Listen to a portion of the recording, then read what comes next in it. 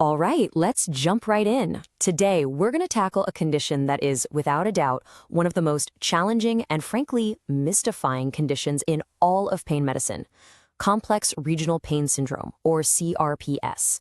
This isn't just a tough diagnosis, it's a neuropathic pain disorder that can be absolutely devastating for patients. So, let's get into it.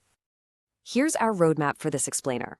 We're going to start with why this is such a diagnostic challenge. Then we'll walk through the Budapest criteria, your absolute gold standard. After that, we'll dive deep into the pathophysiology, the why behind the pain. We'll cover the multimodal management strategies that actually work, hit the high-yield facts you need for your exams, and then wrap it all up with a practical clinical protocol you can use. So let's set the stage. What makes CRPS so notoriously tricky to pin down when you see it in the clinic? Okay, picture this, because you will see this case. A 45-year-old woman. She had a distal radius fracture 6 weeks ago.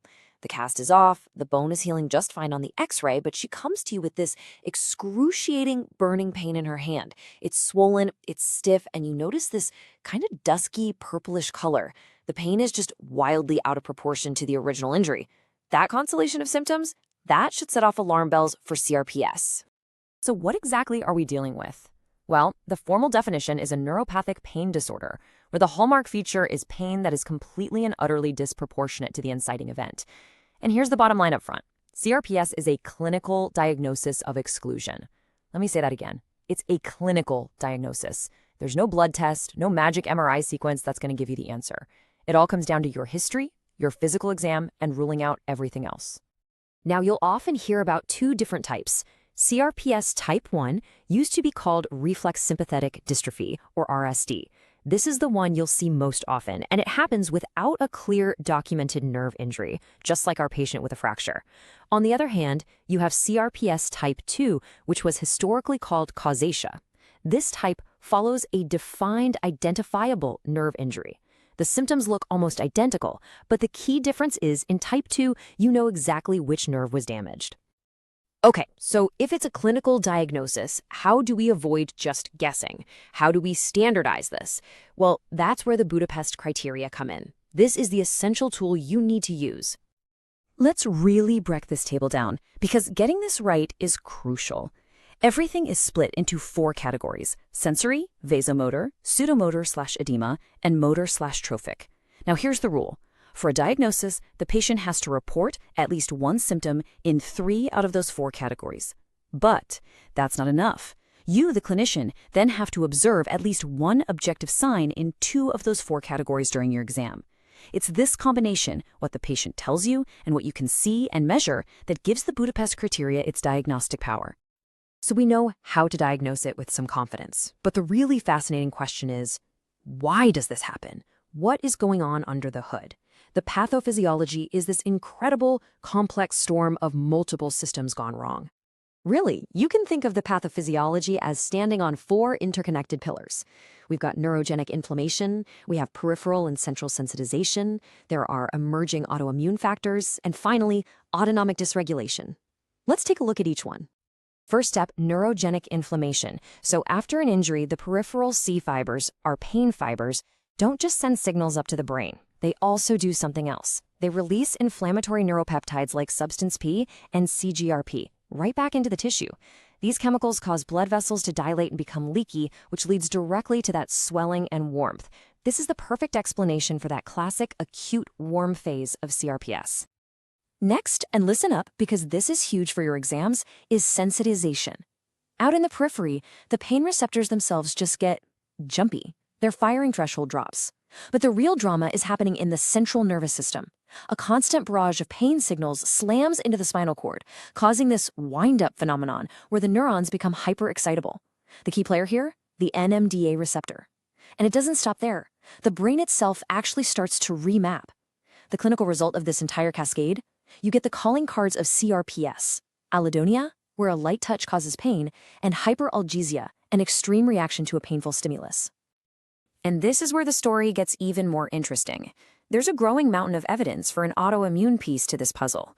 We're now finding that a significant chunk of patients, maybe 35 to 40%, have autoantibodies that are actually attacking their own sympathetic and cholinergic neurons. On top of that, we're finding elevated levels of pro-inflammatory cytokines like TNF-alpha and IL-6 in their blood and even their spinal fluid. This suggests a widespread, systemic inflammatory process is helping to drive the disease. And finally, we have autonomic dysregulation. Essentially, the wiring gets crossed. A pathological link or a coupling forms between the sympathetic nervous system, your fight-or-flight system, and the pain-sensing nerves.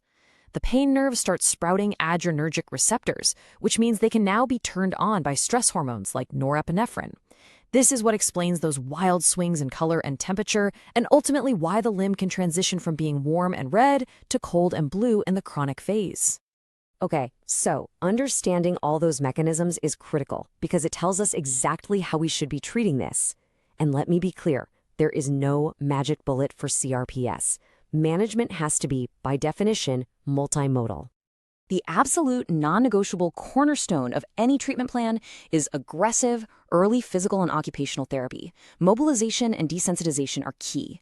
And remember that cortical reorganization we just talked about? Well, specialized therapies like greeted motor imagery and mirror therapy are designed specifically to target and help reverse those maladaptive changes in the brain. And of course, we can't forget the immense psychological burden. Patient education and support are just as critical as any pill or procedure. When we do turn to medications, we're not just throwing darts, we're picking our agents to hit specific targets. For that early neurogenic inflammation, a short course of steroids can be a game changer. For the neuropathic pain, we're using our classic agents like gabapentinoids and certain antidepressants. To tackle the bone changes, bisphosphonates can be remarkably helpful. And to go right after central sensitization by blocking those NMDA receptors, that's where IV ketamine infusions come into play for our really tough cases. Now, let's talk about something you'll see done all the time, but where the evidence is, frankly, shaky. Sympathetic blocks. The rationale seems logical, right? If the sympathetic system is involved, let's block it. But when you look at the high-quality data, it just isn't there. Multiple Cochrane reviews have looked at this and basically concluded the evidence is insufficient to support their use. This is a classic example of where common practice has outpaced the science. But on the flip side, for patients with refractory pain, we have fantastic evidence for neuromodulation. The landmark ACCURATE trial was a true game changer. It showed that stimulating the dorsal root ganglion, or DRG, was significantly better than traditional spinal cord stimulation for CRPS. It didn't just reduce pain, it improved quality of life. This really represents a major leap forward for our patients who haven't responded to anything else. All right, exam time. Let's cut through all the noise. If you're studying for your boards, what are the absolute must-know, high-yield facts about CRPS? Here you go. Number 1, the most common trigger is a distal radius fracture. Know that association cold. 2, diagnosis is clinical. You use the Budapest criteria and it's a diagnosis of exclusion. 3, the key pathophysiology concepts are central sensitization through NMDA receptors and neurogenic inflammation from substance P and CGRP.